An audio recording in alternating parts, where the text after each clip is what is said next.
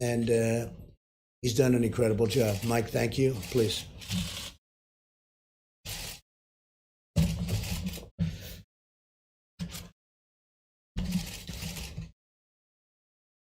Good afternoon, all. And thank you, Mr. President. The White House Coronavirus Task Force met today. We briefed the President on our latest recommendations.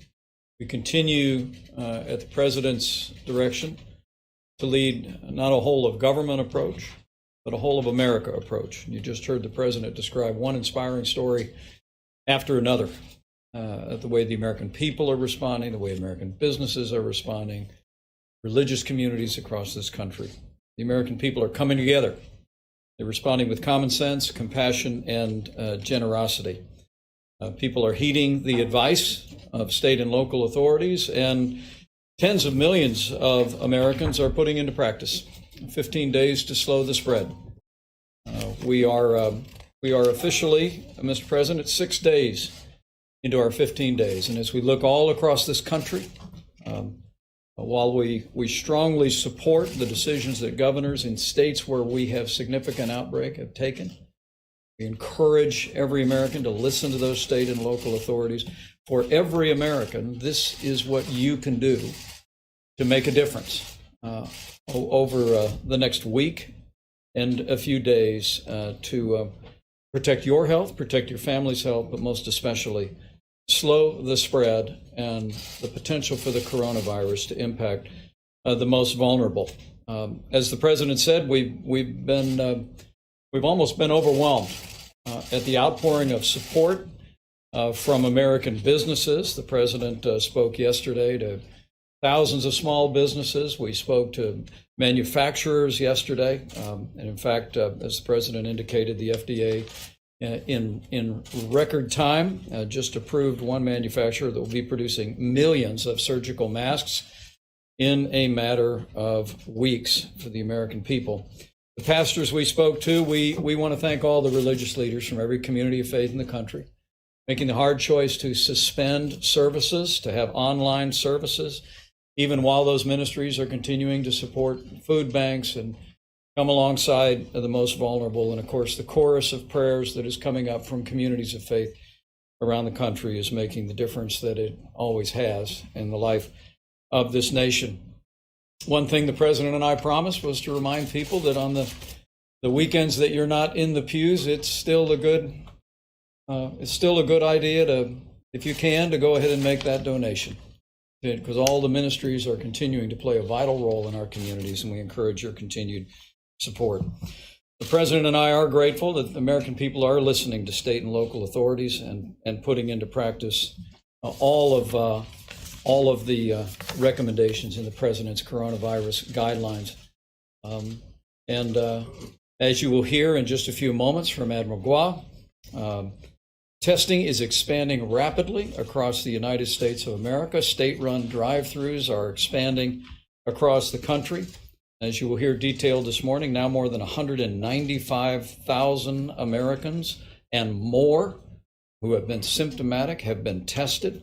That number does not include county hospitals or healthcare labs around the nation, some 15,000 in number. And among the number of the more than 195,000 that have been tested, it's important to remember that only 19,343 at this moment have tested positive for the coronavirus. We continue to urge state and local health authorities to contact FEMA for all the latest developments and innovations in testing. But we want to remind Americans, as Dr. Fauci will emphasize in a moment, if you don't have symptoms, don't do a test. It is another way that the American people can make sure that we are preserving the resources that our healthcare workers need to minister and to support those who are dealing with the coronavirus and other illnesses. In a moment,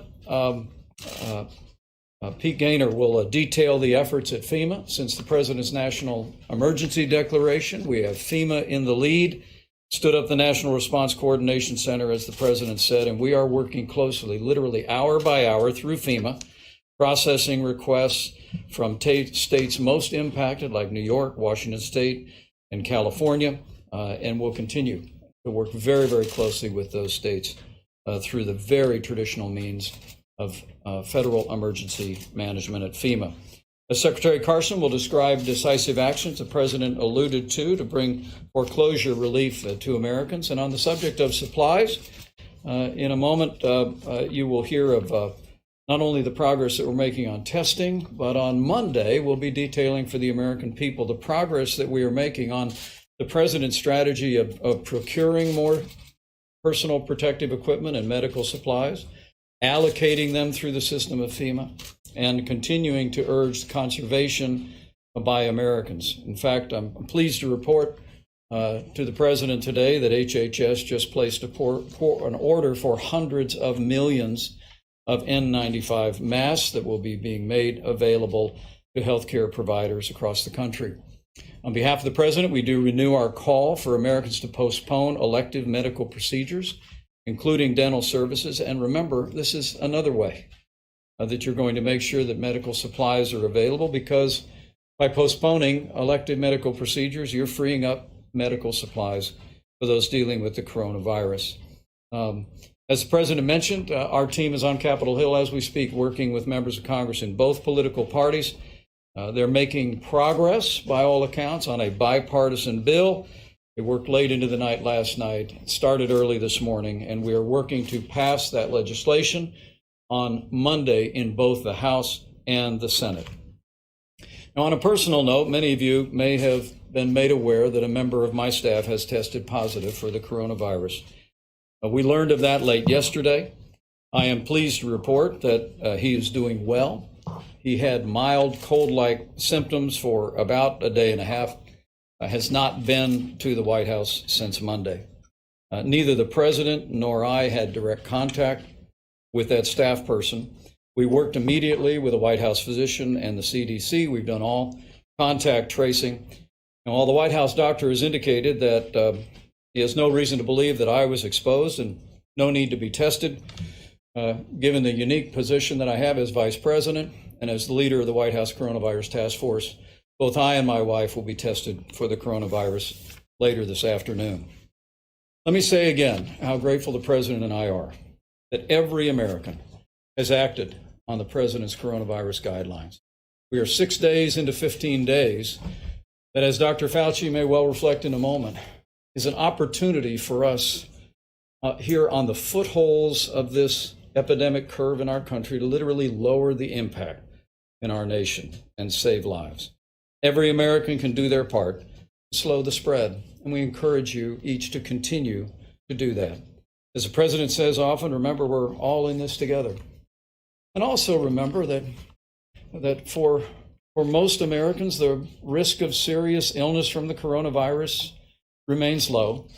The reason we want to put into practice the President's coronavirus guidelines is because no American would want to inadvertently expose someone who is vulnerable, a senior with a serious underlying health condition, to the coronavirus with a potential threat.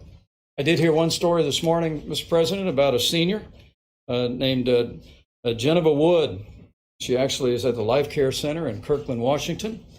She is not only a grandmother, she is a great-great-grandmother, 90 years young, and she tested positive for the coronavirus on March 6th.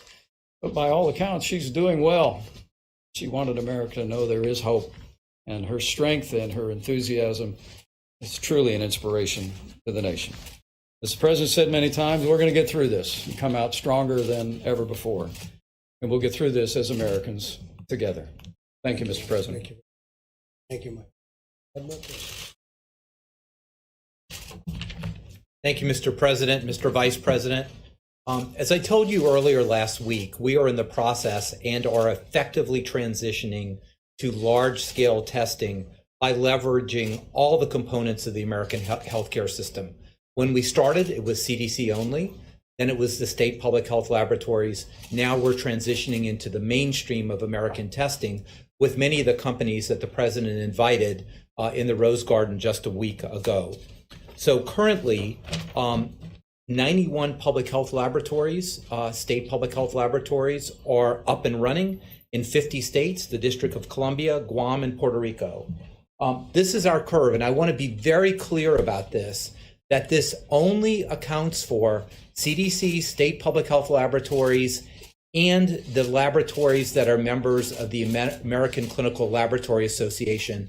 These are the main reference laboratories: LabCorp, Quest, Mayo, ARUP, BioReference Labs, and Sonic Healthcare. It does not account for the well over 10,000, 15,000 hospital-based labs, many of which are doing testing, for whom we will get data this week to give you an overall roll-up. As you can see, over 195,000 people in America have completed their testing. That means tests plus results. This does not count the people whose tests are in process. And as you see, this curve is going, it will continue to rise dramatically over the next period of time. So again, this is utilizing all the components of the great American healthcare system, the state and local public health laboratories, the hospital system, which is not represented here, and the main reference laboratories. Now, I do want to make it clear that although testing is becoming more available, and Dr. Fauci will definitely emphasize this more, there are priorities for testing. And clearly, everyone across the country should understand that those hospitalized or in an ICU are a priority for testing. Symptomatic healthcare workers, for obvious reasons, we want to make sure that their health is preserved and that they are not going to spread to those who may be seriously ill. Symptomatic people in long-term care facilities. As the Vice President has highlighted, and we've said many times, elderly in our society have a much higher mortality rate, much higher serious complication rate. Symptomatic individuals over 65, symptomatic individuals who have underlying conditions like chronic heart disease or liver disease or other types of chronic diseases, patients in public health investigations, and there are local priorities around the country, particularly healthcare workers for testing. And Dr. Fauci is going to emphasize this about the types of people who may not be to be tested. Testing is going well, it's ramping up, but we should still have priorities. Finally, I want to talk about the community-based testing sites. I know they're popular now because there's now an acronym, which I'm sure the Vice President doesn't appreciate, CBTS or CBT sites. We talked about these earlier in the week, and I wanted to emphasize again that these are state managed and locally executed. The federal government is there to provide support, know-how, blueprints on how to do this, but these are really springing up at dozens and dozens of sites all over the country, adapted to the local needs. Some are drive-throughs, some are walk-up, some are geared to healthcare workers and emergency responders. So again, what we see in the upcoming week is this curve will continue to increase as testing becomes more widely available, as the great American healthcare industry continues to increase the availability of tests and the throughput of those tests. Thank you, sir. Thank you very much. Dr. Fauci? Thank you very much, Mr. President, Mr. Vice President. What I want to do just over the next minute or so is maybe connect some of the dots of the things that you've heard today. First, the status, the dynamics of the outbreak. I mean, you all know the numbers, you've seen them.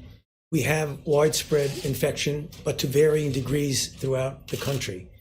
So, for example, when you talk about the kinds of mitigation issues that we have put forth and have emphasized, just as I mentioned the other day, there are two dynamic forces that are going on at the same time. You're having the natural course of an outbreak trying to peak at a high level, and then you have the mitigation strategies which are aimed at dampening that. We've mentioned that multiple times. We often get asked, how do you know you're having an effect? Because there are two things that are going on at the same time. They may be confounding.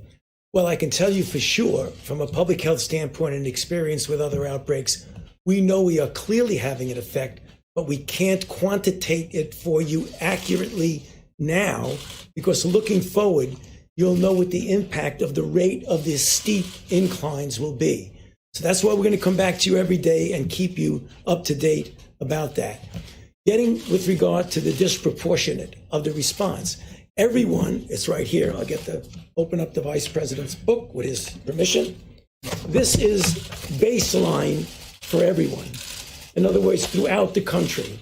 But then there will be areas, and you've heard them, Washington State, California, New York City, in which the dynamics of the outbreak are clearly different and much more robust, if you want to use that word.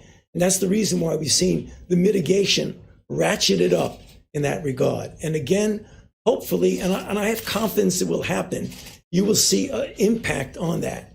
Next, getting to testing. You saw the numbers with testing. Remember, there was always an issue with testing. I think we're getting to the solution that everybody in the country is looking for. But I want to emphasize one thing that Admiral Giroir mentioned, is that not every single person in the United States needs to get tested. He gave you the priorities. I don't want to repeat them. But let me tell you one of the unintended consequences of individuals who don't need to get tested that flood the desire to get tested. Currently, and I hope we'll be able to change it and make it much less reliable on PPEs, when you go in and get tested, you are consuming personal protective equipment, masks and gowns. Those are high priority for the healthcare workers who are taking care of people who have coronavirus disease. So what we don't want to do is to have a situation where we do have disparities in availability of PPEs now, and we're working hard to correct that. But currently today, we want to make sure that the people who are taking care of people with coronavirus disease do not endanger themselves because they don't have the personal protective equipment. And then finally, one last thing was just mentioned, the Surgeon General has been pushing this. Please put off, cancel elective medical and surgical procedures. You don't want to not ever do them, but for the time being, don't do them, because they also not only consume personal protective equipment, they may also consume some of the things like ventilators that you might need.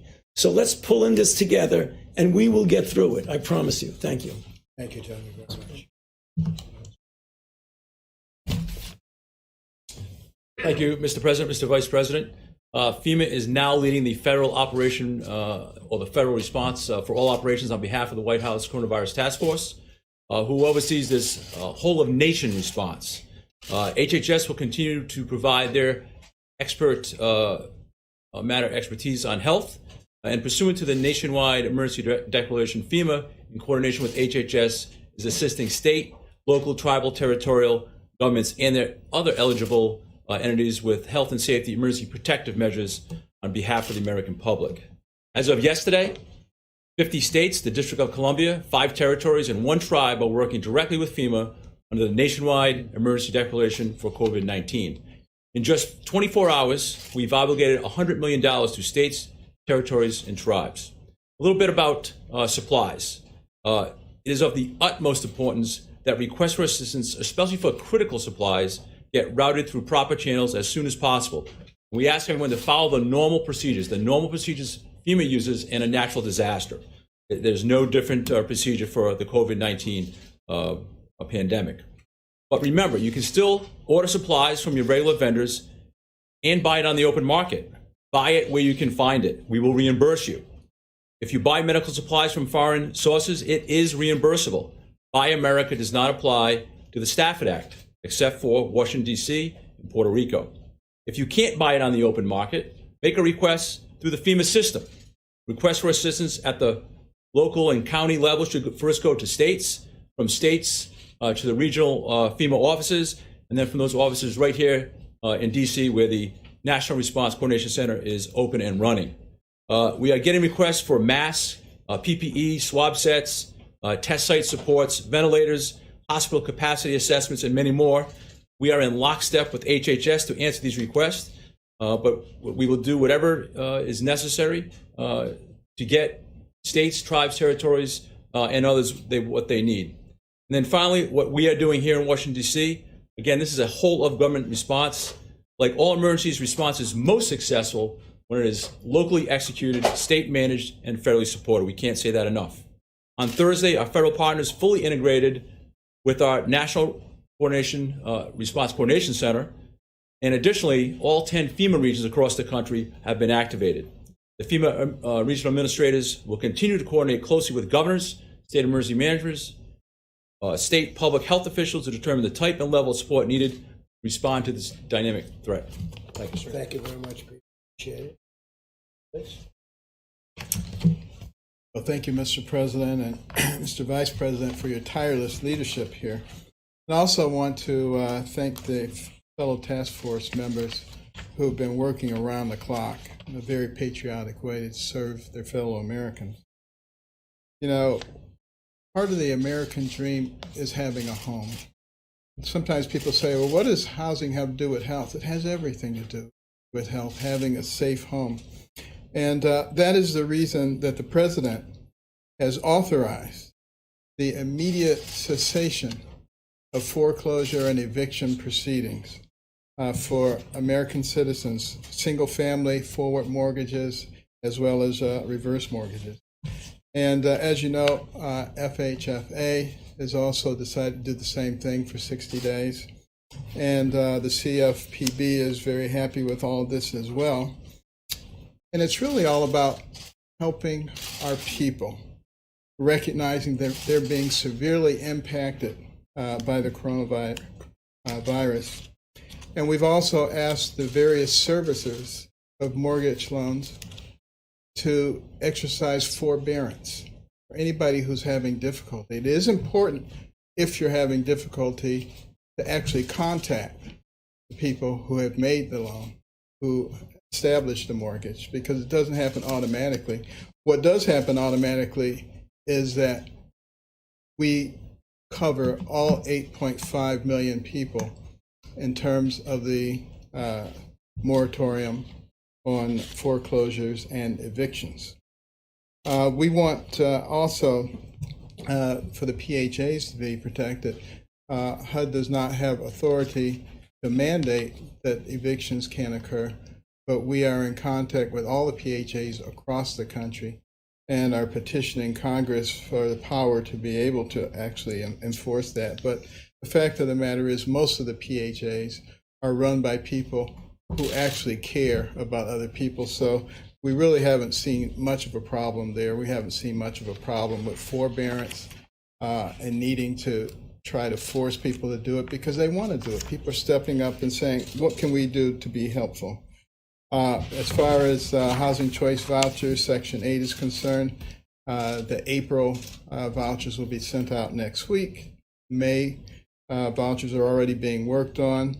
And we're also staying in contact with all the stakeholders, the advocates for low-income housing, as well as other stakeholders to make sure that we're doing things that are most helpful to them. And additionally, we've extended the deadlines for healthcare and multifamily financial reporting requirements. And that's for over 20,000 multifamily and healthcare borrowers until April the 30th. And that provides them with a lot more flexibility to deal with the issues that they're dealing with. I also want to thank our FHA Commissioner, Bryant Montgomery, as well as the FHFA Director, Mark Calabria, and Kathy Kraninger, the Director of CFPB, who've all worked tirelessly with us to make this happen.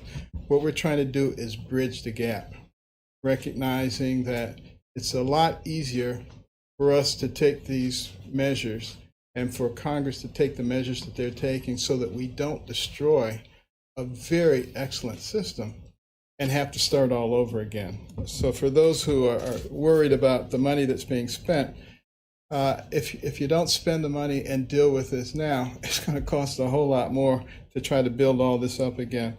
And as was mentioned by the president, there's been a sense of unity that we haven't seen for a long time in this country. And let's hope and pray that that unity lasts far beyond this crisis. Okay. And thank you very much. Any questions, please? Mr. President, a few questions, if you don't mind, sir. If you've lost your job now, or you're worried that you're going to lose your job tomorrow, restaurant, something like that, what do you want people to do immediately? The second question, sir. You heard from the Vice President that he's going to be tested. Have you taken a test since last Saturday? I know you told us. I just took one. You just took one. How are you feeling? I feel great. Okay. I guess I hope I look good. You've taken more than one. Those people are going You took to the be- one, sir? Sorry, hold on one second. Yeah. So, the one test. okay, so for those people that have lost their job already, or they're worried that they're about to lose it tomorrow, what do you want them to do right now? Well, what they do right now is keep receiving their paycheck. And hopefully their companies are going to be in a very strong position. We want to keep everything together because we think we're going to have a tremendous bounce back. Now, some people agree with that very strongly. Some of our top economists, they think we're going to have a very, once we solve the problem of that we're working on, the medical problem. So we want them to keep their jobs, stay where you are, and we'll see what happens. Now, if they don't, we have unemployment, we have checks, we have a lot of things happening, a lot of very positive things. Nobody has ever done. Now, this is working with Democrats, this is Republicans and Democrats and myself working together. Nobody's ever done a package like this. It's a great package, but ideally we want them to be able to keep their jobs, keep the pay coming, and I think that's going to happen. Kelly, go ahead. Mr. President, on your Defense Production Act power, one of the features of that is that the federal government would be able to control the output, whether it's masks or ventilators, get it to the most areas of need, and control the pricing to keep it at a market level so it's not price gouging. One of the things we're hearing from governors, they can't find supplies and prices have gone up. So you've talked about the act, sir, but you have not yet compelled any companies. Why not? Because we have so many companies making so many products, every product that you mentioned, plus ventilators and everything else. We have car companies without having to use the act. If we don't have to use specifically, we have the act to use in case we need it. But we have so many things being made right now by so many, they've just stepped up. In fact, Mike Pence and I were discussing it before. We've never seen anything like it, where they are volunteering. We want to make masks, like Hanes. I brought that up as an example. General Motors, I bring that up as another. Ford, market, sir, right? they're going to go on the open market. We want them on the open market from the standpoint of pricing, because otherwise it's going to be, we could be very unfairly Direct them to the places in greatest need. We are directing states, and sometimes we'll be competing against states, which I don't want, and we'll drop out of the bidding.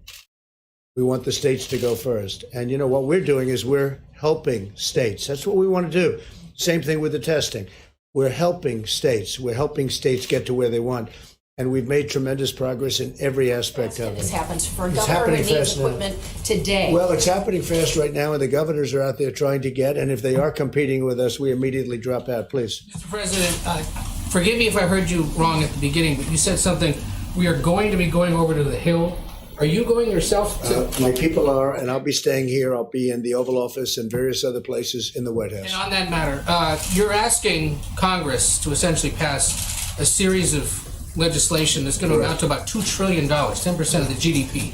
What do you say to members in both parties who say this is too expensive, this is just too much to debate and get done in 48 hours or so? And also, have you spoken directly with Speaker Pelosi at all about any of this? Okay, so I've spoken with, I'm not going to say who I speak with, but I've spoken with directly or indirectly everybody many, many times.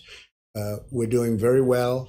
I think the Democrats and the Republicans are going to come up with a package. It's going to be really something very special. It's going to help people. This is the first time there's ever been a case where you want people not to work. It's always, you want to create incentive to work. We're creating not an incentive not to work, but the fact is we're asking people not to work because of they have to stay away from each other. If we're going to kill this horrible hidden enemy, we have to stay away. So there's never been a thing like this in the history of the world. And other nations are doing similar things, some effectively, some not effectively. They're doing similar things. We are creating a package that's going to keep companies together, keep workers paid so they can live and sustain. We'll see what the timing is. The biggest thing we can do is get rid of the problem. The problem is exactly what we know, the medical problem. We want to have this whole incredible situation that it can start right away. Not that all these companies break up, all the workers are out of jobs, you can't put them back together, and it would take years to put them back together. Because we had the greatest economy in the history of the world until we got hit by this problem. And we can be back very, very quickly. And it's our intention to be back very, very quickly. So we're doing a package, the likes of which nobody's ever done before. I'm obviously the one that has to approve the different things and the recommendations of the different things. And I like buybacks as an example, and stock buybacks. I didn't like it the first time, and this time I'm saying, you're not doing it. I don't want money to be used for that. I want money to be used for workers and for opening businesses, keeping businesses, not buybacks. And well, I am strongly recommending a buyback exclusion. You cannot buy back your stock. You can't take $1 billion of the money and just buy back your stock and increase the value. Please. On the subject of masks, the Vice President announced HHS was ordering hundreds of millions of them. Was that order just placed today? How is that going to be distributed, and when can doctors and nurses expect to actually receive those masks? Yeah, HHS is completing a $500 million order of N95 masks, and all of this is being coordinated through FEMA, and we are responding specifically to state requests where the needs arrive. As Dr. Fauci said, we want to make sure the people that are providing healthcare services to people who may have contracted coronavirus have the protection to keep themselves and their families healthy. But I want to emphasize the supply of so-called N95 masks has been vastly increased in the country because the president insisted that we extend liability protection to industrial masks. What all the experts told us early on was that industrial masks that are used on construction sites, the president's very familiar with from his past life, are perfectly appropriate to protect healthcare workers from respiratory illness. But they didn't have the liability protection because they weren't created for hospitals.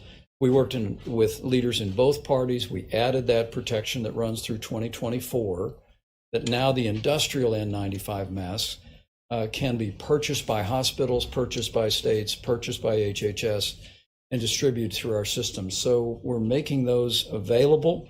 The supply has been, as I said, vastly increased, and it was another step forward and a bipartisan accomplishment. And we're continuing to use all the kind of creative means of American industry to make sure that we're leaning into this effort, and that we do whatever it takes to make sure that our healthcare providers have the protective equipment. We are still hearing from doctors and nurses about this shortage. When exactly can they expect to receive these masks, though?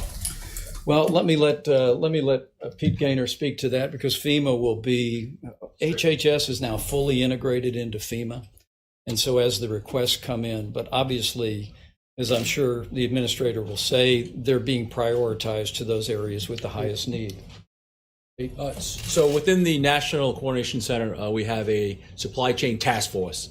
And in basic sense, we're trying to identify the universe of what's out there. So whether we hold it at the federal level, we hold it in the private sector, and then match that up with demand and asking people to be creative. We're asking, again, this is a shared responsibility. We're asking locals and states to do your share locally, try to take a little bit of burden off of us, and then we'll prioritize those scarce resources, because every single governor across the country is looking for the exact same thing. So there's a balance, but we're examining the entire supply chain to make sure that When will we make the masks start coming in? they're out there now. So again, we want to match. We want to get out of the middle, I think. That's what I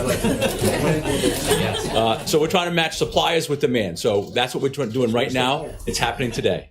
They can expect them to there. The matching supply and demand. There's a range of requests across the country, and we're trying to match those again, supply and demand every day through the task force. We have a lot have already come in. I have to tell you, the throwing away of the mask, being in private business, the throwing away of the mask right away, they're thrown away. And when you hear 55 million masks were ordered, I'm saying 55 million, how could it possibly be such a number? And they say, oh, that's just a small fraction of what we need. And I said, why aren't we sanitizing masks? You know, you look at the masks, I've looked at all the different masks. Some don't lend themselves to doing that, I think, but many do. And I said, why aren't we have very good liquids for doing this, sanitizing the masks. And that's something they're starting to do more and more, they're sanitizing the masks. And I don't know if anybody would like to speak to that. You might want to discuss. Yeah, there are CDC guidances about how you can minimize the use of masks by different things that you could do with testing. And when you have masks, how you might reuse them, which ones you can reuse them. Solution to this other than buying more masks? Do healthcare providers need to change how they're using them? Yeah, well, there are a couple of things. One, for example, we are moving towards getting testing where you don't have to have PPE. I mean, I'm not going to tell you the day is going to be there, but it's going to be a swab that you could stick in the nose of the person who is either infected or not, but that person doesn't need PPE, the person who's administering the test. So if you could do a self-administered test, stick it in a vial, hand it over. You don't need a mask. You don't need PPE. That's one of the things we're trying to do. I would have liked that much better. Personally, yeah, go ahead. May I? And this is another story about great American industry. I mean, the president and I literally heard directly from Apple that they're donating 2 million industrial masks to this effort around the country, Yes. and working with our administration to distribute those. And it might be a good opportunity for us to renew our call as the president and I delivered this message to businesses yesterday, manufacturers and small businesses. It's a great time to go to your storeroom, and if you have N95 masks, if you've got 100 of them, if you've got 10,000 of them, is to load them up, drive them over to your local hospital. That story is literally happening all over the country. And now with more Americans stepping away from elective surgery, including elective dental care, we're urging dentists around America to look at their supplies of N95 masks and make those available to our hospitals. But the great news is, as the president said, the American people are all doing this now. So allow me to say on behalf of the president, thank you for what you all are doing today, but we want to encourage people in business, encourage people in dentistry in particular, look at those supplies of N95 masks, pack up as many as you can spare, drop them off at your local hospital. It'll be a great service to the country. Mr. President, I just want to read you some of what some of the doctors on the front lines of this crisis are saying. Dr. You mean the ones that are saying good things or bad things? These are doctors who are talking about the shortage of medical supplies that they are facing. Dr. Faiza Bucks in Kentucky says there's absolutely no way to protect myself. A surgeon in Fresno, California says we are at war with no ammo. Dr. Mel in Illinois says if this is a wartime situation, then now is the time to act. I know you're talking now about increasing production at so many of these facilities to get the masks out, but given that this is one of the wealthiest, most powerful countries in the world, should this even be happening? Shouldn't this have been resolved weeks ago? I'll tell you the way I look at it. So many administrations preceded me. For the most part, they did very little in terms of what you're talking about. This is unprecedented. You can speak to Tony, you can speak to anybody. This is unprecedented or just about unprecedented. As time goes by, we're seeing it's really at a level that nobody would have believed, nobody would have thought possible that this could happen. And we are making much of this stuff now, and much of it's being delivered now.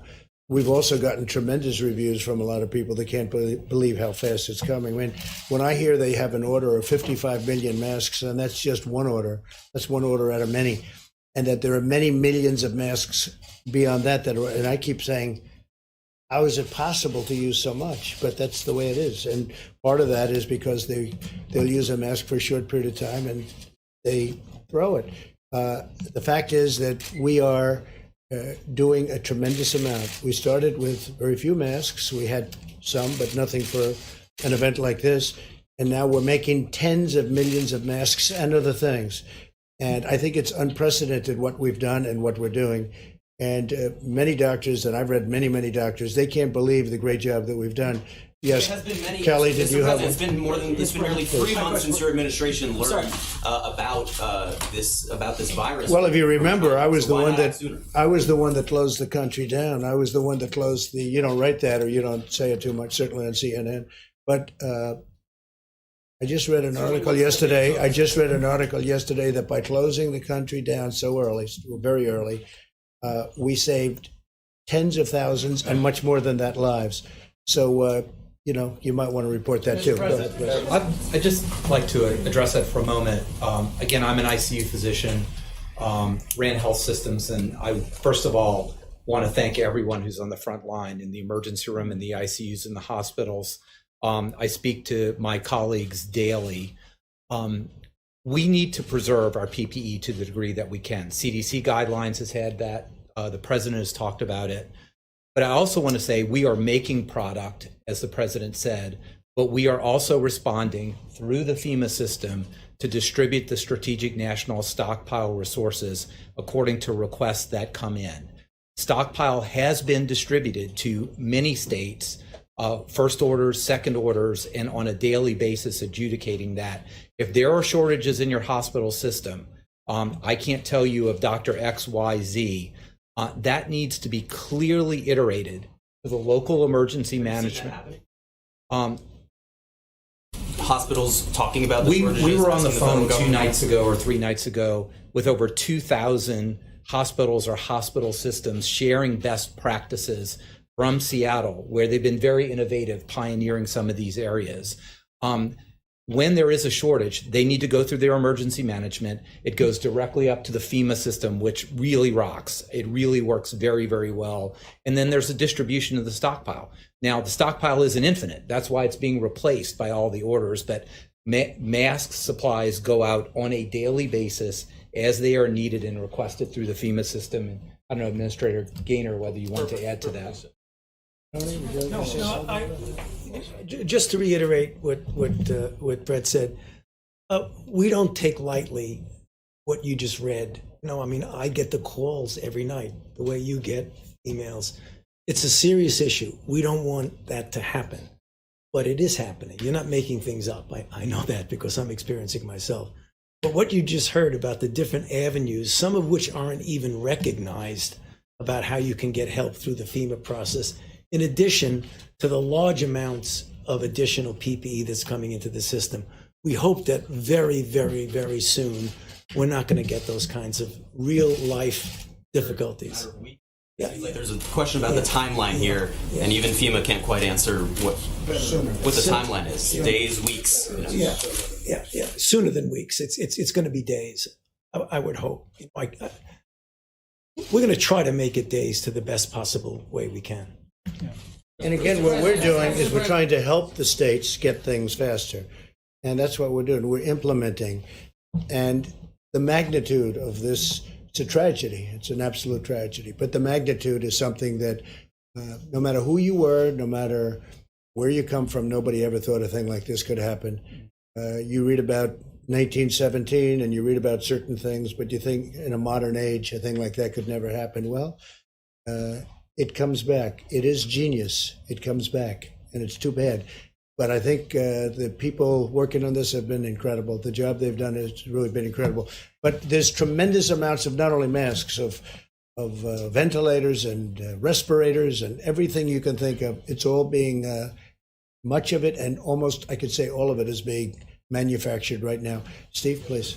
There were questions about the use of this malaria drug. Have those questions now been resolved? Well, I don't know that resolved. I can say that it's going to be distributed.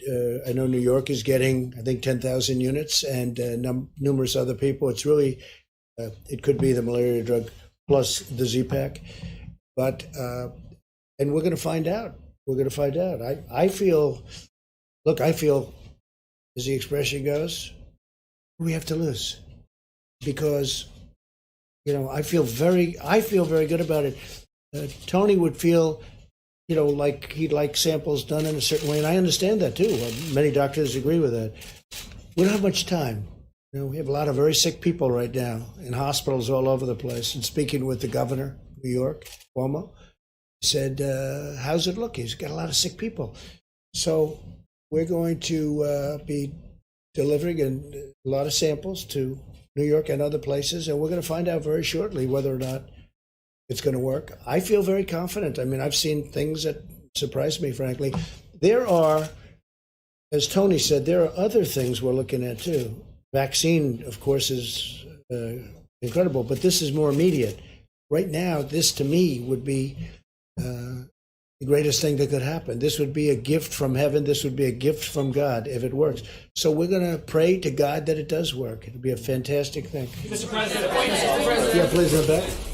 Mr. President, on the economic front, there are reports that the coronavirus is really hurting your businesses, especially your hotels. My businesses? Yeah, Sure. so is that true, and can you speak Well, to I wouldn't financials? say it's thriving when you decide to close down your hotels and your businesses. No, I would say, but I'm very underlevered and everything, so that's good. But is it hurting yeah, it's hurting me, and it's hurting Hilton, and it's hurting all of the great hotel chains all over the world. It's hurting everybody. I mean, there are very few businesses that are doing well. Now, there are some that are, like, as an example, the Walmarts of the world, because everybody's lined up to get things and stock up their house and this and that. But sure, it hurts my business. But and did you or anyone in your administration talk to anyone at the Trump Organization about the potential effects of the coronavirus?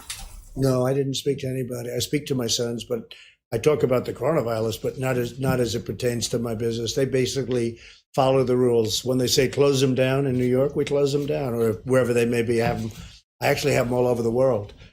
And when they say close them down, we close them down. What, Kelly? Will you no longer go to Mar-a-Lago or Benjamin? Well, I have nothing planned at Mar-a-Lago, but right now I think Mar-a-Lago, I guess I haven't even asked, but I imagine that's closed down just like a lot of other businesses in Florida, right? Go ahead. Do you expect your family company to seek government assistance if it's eligible? I don't know. I mean, I just don't know what the government assistance would be for what I have. I have hotels.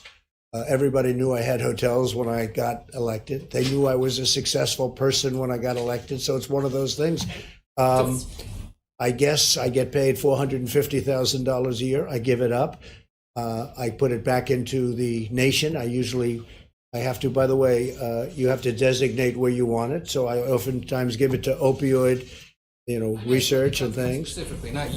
But as far as the hotels and everything, I mean, I have to do what everyone else is doing. I would probably decide to close things up. I think it's a good thing. You don't want people getting together. And hotels and clubs and everything, you get together. We want to beat this deal. So I have many of them, hotels, clubs, things like that, where people get together. I would think it would be a good practice to close them up. Yeah, go ahead, please. Mr. President, as you know, we've been talking a lot about masks. We've also talked about how not everyone needs to take a test. What about a temperature test? As we know, we all came into this room and got tested before we entered. Well, I do it. I have temperature tests, and I didn't ask everybody here, but I wouldn't be surprised if they had temperature tests. Should those thermometers, otherwise I'm going to run off the stage, be distributed? Should they be on a mass distribution basis too? Oh, I think they are pretty much. The easiest thing is the temperature. I think they are. I don't know. Are you learning a lot from the temperature test, Tony? Could you maybe discuss that for a second? Yeah, I mean, they have a place. They're not infallible. I mean, there's so many ways to get around that. I mean, right now, every time, certainly here, every time I go into a different room, I get my temperature taken. But we see that on the outside, that some people are doing. I took his temperature. It was very low. There is a role for it under certain circumstances. What I don't see is a massive distribution of thermometers that are going to actually have a major impact on what I showed, what we need to do. And I've seen things when Tony mentions thermometers. They aim something at your forehead, they stay this far away, boom, and they tell you what your temperature is. I said, I've never seen that before. I've learned a lot. It's incredible. Go ahead, the back corner. Pellegrino with OEM, thank you. This morning, the Washington Post ran a story suggesting that you delayed taking action on the virus in January and February. Dr. Fauci has indicated that your action in the Chinese travel ban helped America immensely. What do you say to the Washington Post? Well, I love whoever you're with. That's because I think that's such a nice question. No, I think the Washington Post covers us very inaccurately, covers me very inaccurately. I saw the story. I think it's a disgrace, but it's the Washington Post, and I guess we have to live with it. It's a very inaccurate, a very inaccurate story. From many people, I get a lot of credit for having closed our country very early to a very heavily infected country. China, unfortunately, China. I wish China would have told us more about what was going on in China long prior to us reading about it, even though the news isn't exactly disseminated. As you know, China kicked the Washington Post out of China, and they kicked the New York Times out of China, and I guess the Wall Street Journal. That's okay. I mean, that's what they do, and I think it's a terrible thing they did. But I also think it's terrible when people write inaccurately about you, and they write inaccurately about me every single day, every single hour. And by the way, your group really, I really think, and I just say fair, not good or bad. I think you write very fairly and do very fair reports about the great job that all of us are doing, that this group behind me is doing. It's so insulting when they write phony stories that they know are fake news. Because they're not insulting me, they're insulting everybody, these incredible people that have worked so hard, so long, that are thinking about nothing other than this invisible enemy. They have done such an incredible job, and they will continue, and we're going to win, and there'll be a lot of celebration when we win. And we're going to win with as few lives lost as possible. That's the game. win with as few lives lost as possible. It's a tough enemy. It's a tough killer. Far bigger, far more vicious than ever before. But I appreciate you saying it, because the fact that we closed so early to China, and most people, hey, look, I was called xenophobic by Sleepy Joe Biden. I was called a racist by Democrats, a racist. I was a racist because I decided that I didn't want to have people that could hurt our country come in. And I was pretty much in a very small group of people, I will tell you. It was a tiny little group. Most people, even that worked in the White House, disagreed with me very strongly. Saving of those many weeks was a tremendous thing. And when they keep talking about acting early, that was the ultimate act. That was the biggest act, because we didn't. And then I also closed Europe early, very early.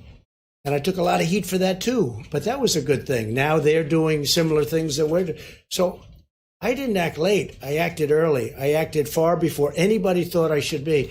I took tremendous criticism from the various papers, from many of the papers. So I very much appreciate the question. It might have been more of a statement than a question, but whatever it may have been, I appreciate it very much. Mr. President, about this, so a number of the states have kind of done these different measures. We've seen California order one thing, New York, just be similar.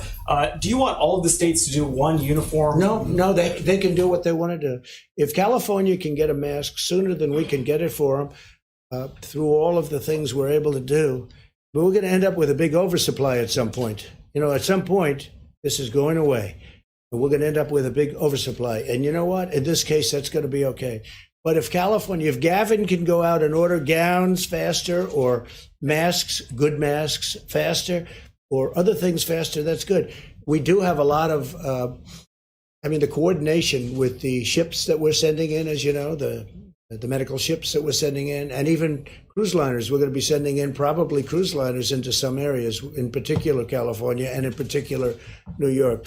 But if somebody can do something faster, if they can order that mask faster than us, I want them to be able to do it. Sorry about the rules, sir. So people can't leave their homes. That certain businesses. That we coordinate very much with them. You don't want all of those to be the same. Well, it doesn't have to be at this moment, because we have places in the country where, states where they have 2 people or 3 people, and those people are in quarantine, and you can't put on them what you're putting in New York, where you do have a tremendous problem. We have large portions of the country, Middle America, where, they have a few people. So it may be a time, I hope that never happens, where we need to take very drastic action. But right now, that's not in the same ballpark. Yeah, go ahead, please. We're day 6 into your 15 days of recommendations. Yes. A lot of people are following them. Some people are not. Yeah. Do you think the American people are doing enough right now to slow this? I think they are, and some people are not, but I think they are. I think it's going to have a very profound effect. We'll know a little bit more on day 14 and 15, and we'll see. We're going to see. We have to see what the result is. We want to flatten that out, and we're going to see what the result is. And I just want to say, I'm going to negotiate a very large transaction, and I've been negotiating it for 2 days. So I'm going to take 1 or 2 more questions, and then I'm going to leave it to Vice President Pence on the Hill, with the Hill, the various elements of the package. Steve, go ahead. There's a number of groups are calling for the postponement or cancellation of the Olympics. Have you given him third? No, I haven't. Look, we understand the difficulty of that, and he's a very good friend of mine. You take a look at Shinzo Abe. He's a great gentleman. He loves his country. We have an incredible relation. We just finished a trade deal with them, $40 billion trade deal with Japan. And Prime Minister Abe has a big decision to make. They have built one of the most beautiful venues I've ever seen. They're all ready to go. It's not late. It's not over budget. It was just done flawlessly, and it's beautiful. And they're sitting back and saying, I told him, I said, that's your decision. And it is his decision. And I know he's going to make it soon. I don't know what it's going to be. And I didn't think I should be influencing it at all. The job that Japan has done on that venue is incredible. So, there are options, obviously, including delay, and maybe delay for next year, but that's totally up to them. We'll see what they do. China's responsibility. Since this story keeps popping up, when did you first learn that this was going to be a problem? When I learned, I started doing the closing. So, probably around that time. We didn't learn much. I think you're going to ask a little bit about China responsibility. I do think that Again, I have great respect for China. I like China. I think the people of China are incredible. I have a tremendous relationship with President Xi. I wish they could have told us earlier about what was going on inside. We didn't know about it until it started coming out publicly. But I wish they could have told us earlier about, because we could have come up with a solution. Tony Fauci and all of the people, the talent that we have, would have loved to have had 3 or 4 months of additional time if you knew that this was going to be happening. They didn't have that time. They read about it in newspapers like everybody else. China was very secretive, okay? Very, very secretive. And that's unfortunate. With that, I have great respect for that country. I have great respect for the leader of that country and like him. He's a friend of mine. But I wish they were able to, I wish they would have told us earlier, Steve, that they were having a problem, because they were having a big problem and they knew it. And I wish they could have given us an advance warning, because we could have had a lot of things. As an example, some of the things that we're talking about where we order them as quickly as we can. If we had a 2 or 3 month difference in time, it would have been much better. Yeah, please. Can I follow up on that? Because as you were saying, China was extremely secretive about this. Several of your advisors have been warning, have been critical of China. Secretary Pompeo was talking about it yesterday, and he had been saying so for quite some time. So why then, on January 24th, did you tweet that China has been working very hard to contain the coronavirus, that the United States greatly appreciates their efforts and transparency? Because it's true. Because it's true. That? China has worked very hard. China has lost thousands and thousands of people. Right? No, they weren't transparent. They were transparent at that time.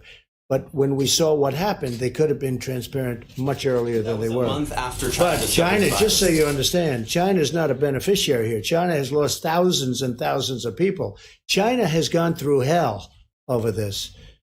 They've gone through hell, and I've had conversations with President Xi. I just wish they could have told us earlier. They knew they had a problem earlier. I wish they could have said that. Are you able to share, thank you for the numbers on the testing, by the way, are you able to share any other hard numbers on number of available tests, on number of ventilators in the federal stockpile? Well, I'm going to leave that up to Dr. Fauci and everybody else. And I think the answer is we want to share them. I would imagine we want to share the numbers. As Admiral, do you want to discuss that? 500 billion masks that you cited, they're due for delivery in 18 months. Not billion. No, not billion. 500 million masks, excuse me, thank you. I said, wait a minute. 500 million masks, they're due for delivery according to HHS within 18 months. The last number on ventilators we had was 12 to 13,000. Can you give us an updated number? Well, there's never been numbers like this. You know, a ventilator, it's a very complex machine.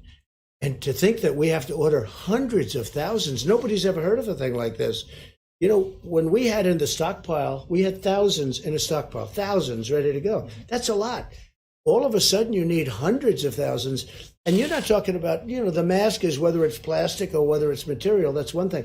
But you're talking about a very sophisticated, heavily computerized machine, and delicate. And you need hundreds of thousands of them. Nobody's ever heard of a thing like that. With that being said, General Motors, Ford, so many companies, I had 3 calls yesterday directly, without having to institute like you will do this. These companies are making them right now. But to think of these numbers, it's pretty mind-boggling. Do you have numbers to share though right now? Do you have numbers to share with us right now? Well, Mike, go ahead, please. Yeah, you bet.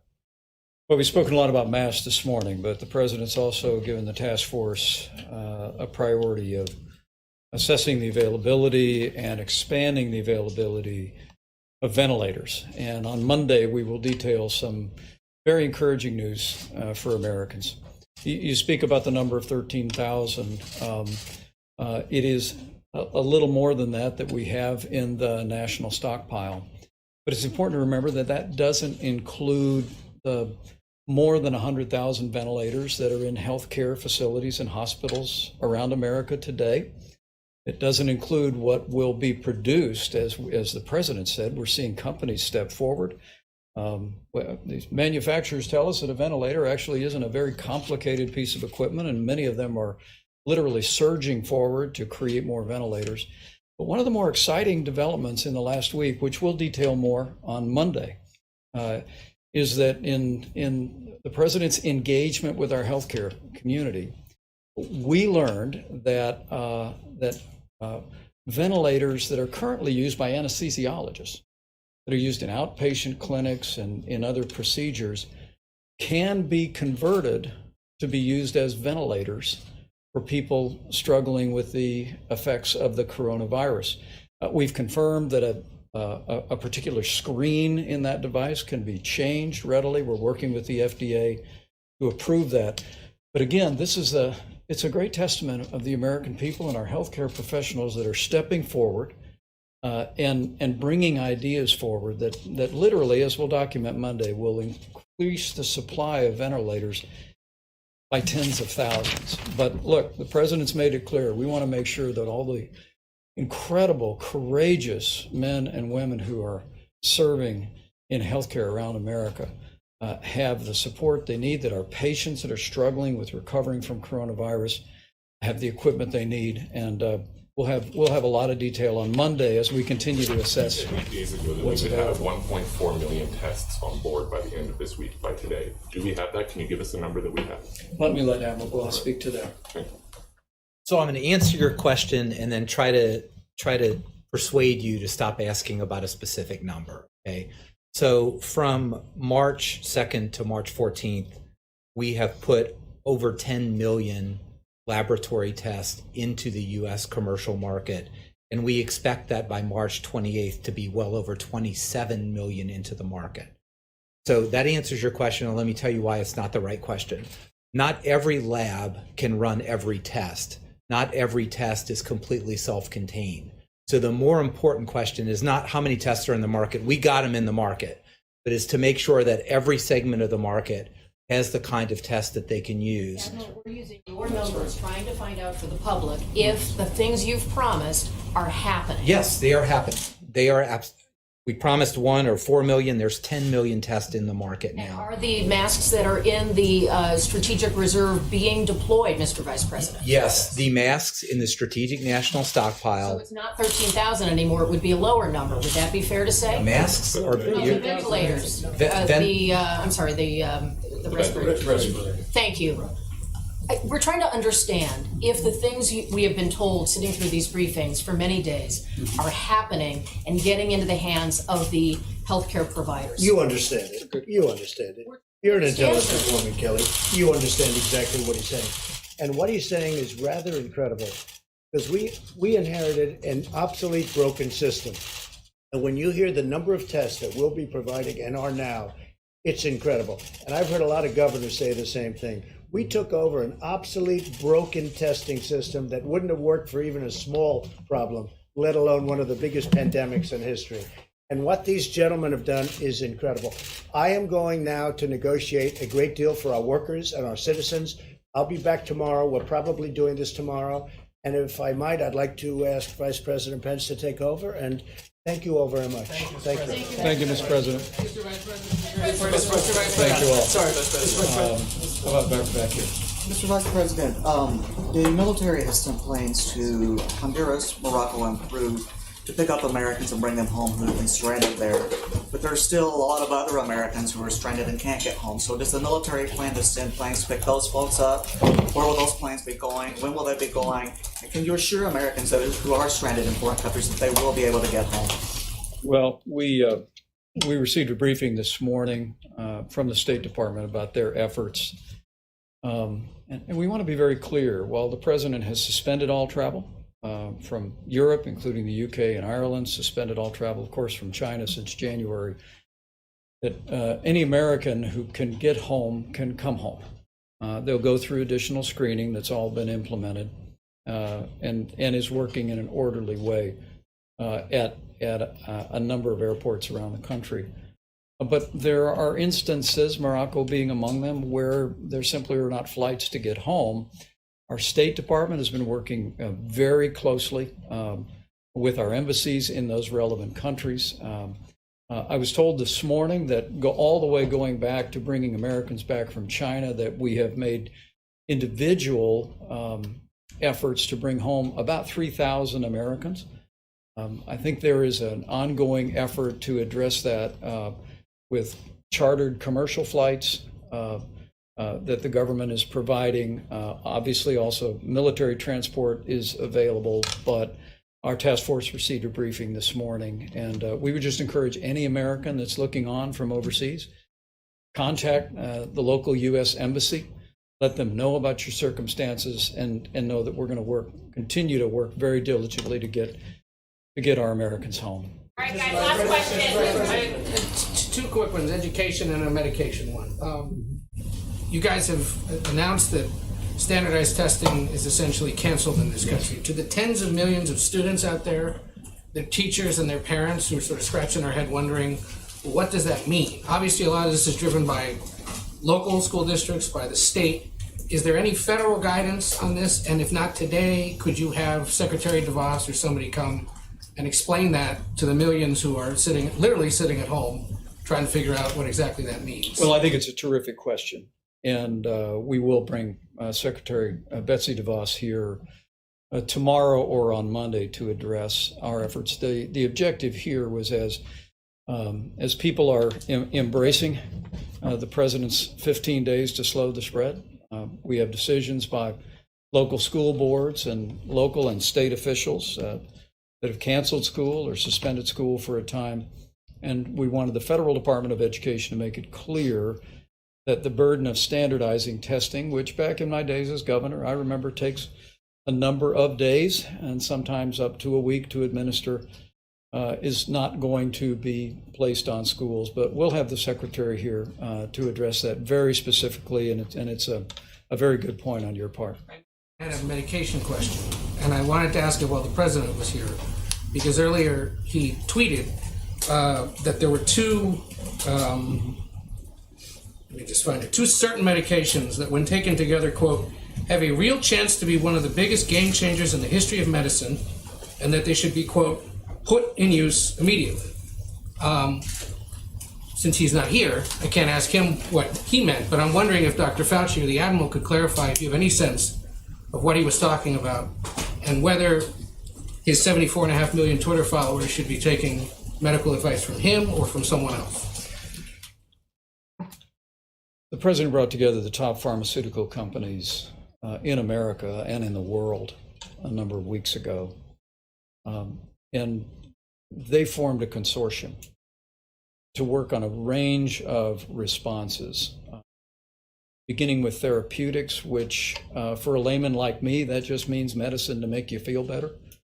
They're already going to work on that. We actually think, Dr. Fauci, I think there's some sense that that our great pharmaceutical companies may actually be producing therapeutics that'll give relief to Americans struggling with coronavirus as soon as this spring. We also challenge them to work together as rapidly as possible to develop a vaccine going forward. And as Dr. Fauci has indicated, we brought a vaccine to clinical trials now the better part of a week ago, the fastest time in history. Now, it's the first phase of the trials, and people should understand, as our health experts have described, that there'll be a period of as much as a year and a half before we can make those vaccines available. But as the president said at this podium, there is some anecdotal evidence that several existing medicines may have brought relief to patients struggling in China and in Europe. And the president has tasked the FDA to work very rapidly to allow what's called off-label use for those. One is a malaria medicine. But this morning, I think the president reiterated the hopefulness that he feels about this, that because these are medications that are time-honored and tested, they've been taken for many, many years, that we want to pursue, number one, making those available if someone's doctor believes that it's appropriate. The doctor would be able to prescribe that medicine, even though that's not indicated. That's called an off-label use. But the other piece is, as Dr. Fauci said, and I'll yield to him, in deploying those medicines, we're working specifically with one state to do so in a way that represents a clinical trial. So it would not just be compassionate use, which the medicines are already being used for in some jurisdictions today, but also we could study it and determine the viability of it. And in fact, we're working diligently right now with that supply chain to make sure that those medicines are available. Dr. Fauci, do you want to speak to that? It's essentially what I said multiple times from this podium, is that when you have, first of all, we're trying to develop de novo drugs that are not yet out there, not approved, that ultimately would be effective. The way you prove that is to do a randomized controlled trial to prove safety and efficacy. I'm not totally sure what the president was referring to, but I believe he's referring to a report that used both hydroxychloroquine and azithromycin together to have some possibility of being in effect. Many of the things that you hear out there are what I had called anecdotal reports. They may be true, but they're anecdotal. So the only thing that I was saying is that if you really want to definitively know if something works, that you've got to do the kind of trial that you get the good information. The president is talking about hope for people, and it's not an unreasonable thing to hope for people. So when you have approved drugs that physicians have the option in a decision between the physician and the patient, are you going to use a drug that someone says from an anecdotal standpoint, not completely proven, but might have some effect? There are those who lean to the point of giving hope and saying, give that person the option of having access to that drug. And then you have the other group, which is my job as a scientist, to say my job is to ultimately prove without a doubt that a drug is not only safe, but that it actually works. Those two things are really not incompatible when you think about that, particularly when you're in an arena where you don't have anything that's proven. We went through the same sort of thing with a little bit of a different twist during the HIV/AIDS epidemic until we finally developed drugs that were absolutely knockout drugs that were safe and that were effective. But in the beginning, there was that tension about that. So you really got to have a balance. I've got to do my job as a scientist, and others have other things to do. Great. Mr. Vice President, question for Dr. Carson? Yeah, question for Let me just, if I may, let me just say, I hope this morning has been informative. We will be back again tomorrow. And I hope the American people are encouraged because of the incredible whole of government approach, because of our collaboration with states. You're seeing testing expanded all across the country. An incredible public-private partnership with commercial labs is now making testing available by the tens of thousands. We're working very diligently with an incredible response from American industry to make sure that personal protective equipment, ventilators, and all the things that our healthcare providers need to meet this moment is there. But let me just say again, what every American can do today. And that is, first and foremost, heed your state and local authorities. There are individual states, California, Washington State, and at this moment, especially New York, that have issued guidance to their citizens. And as the president said, we wholly support the leadership that those governors are providing in their states. But secondly, every single American can put into practice the principles of our 15 days to slow the spread. The president's coronavirus guidelines, as I said, we're 6 days in, and the purpose of these is not because every American is at risk of serious illness. As we said before, all our experts tell us, all the data shows, that the risk of serious illness to the average American remains low. But because the coronavirus is, we think, 3 times more contagious than the flu, to slow the spread, to literally lower that curve and spare Americans around our country with being exposed to or contracting the coronavirus, or worse, every single one of us can put these principles into practice. I recommend that you go to coronavirus.gov, sit your family down, call a neighbor and a friend, support efforts in your local community. Put these principles into practice. And as people all across this country continue to do just that, I just know we'll get through this, and we'll get through this together. Thank you all. Will there be a briefing of our sir? We'll be back here. Thank you, Mr. Thank you, sir. Thank you, sir. Thank you.